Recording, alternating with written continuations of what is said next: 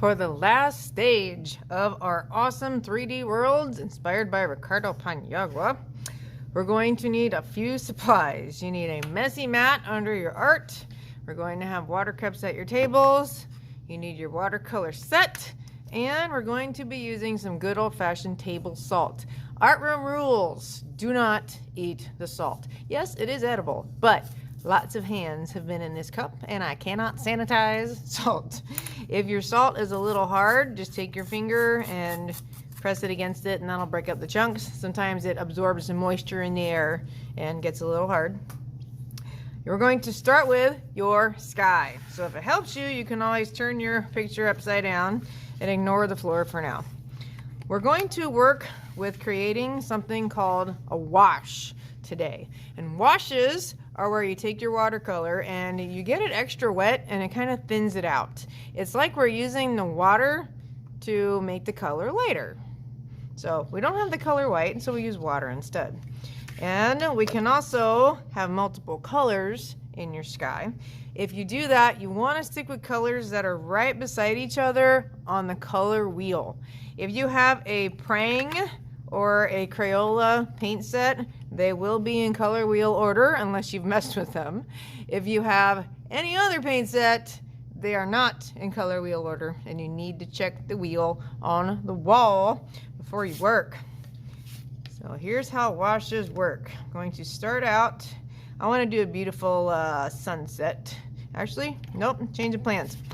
I was going to do a sunset, but if you look at these colors, there's a lot of reds and pinks. If I put reds and pinks in my sky, will my object stand out? Not so much. So I guess I'm going to switch gears and do like an evening scene, have some blues and purples. So I get my paint wet, start painting just like normal. As you go along, I'm going to get my brush wet and then keep painting and see what it does to the color. It thins it out. And I mentioned you can use more than one color. If you do that, you put this second color on the opposite end in your sky and blend it together. Before your paint can soak in, this only works when the paint's fresh. If you want a little additional texture in your sky, you can sprinkle on the salt. What the salt does is it soaks up the paint in those areas, and the end result is it leaves little spots behind. We're not trying to pile it on like glitter or sand. We just want a little sprinkling. Also, another technique is you take some paper towel, and while it's still wet, if you gently blot your page, it creates the illusion of clouds in your sky. But both those techniques have to happen while the paint is still wet.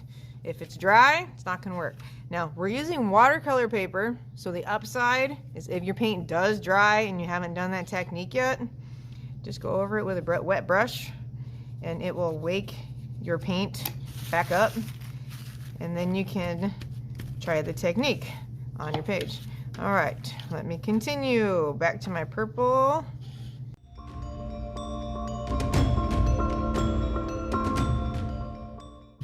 And if your colors are really different from each other on each side, you can always go over it again to make a match.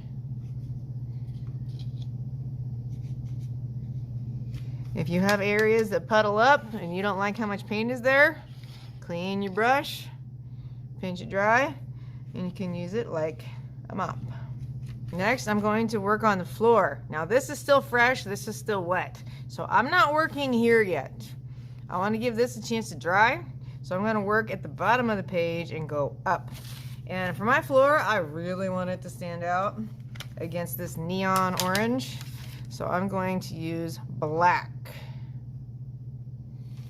and brush right over those lines. And if it's not dark enough, less water. Now, if you have a Prang set, you will have a nice, strong black color, as long as they're not the washable Prangs. If you have a Crayola or a Crazy Art or some other brand, your black will not be as dark. So you may want to borrow one of my paint sets. And I'm trying to work in little sections so you don't get overwhelmed by how much area there is to paint. And remember, water is your best friend. Your brush gets thirsty, so So give it frequent drinks. Your paint should never ever look all scratchy.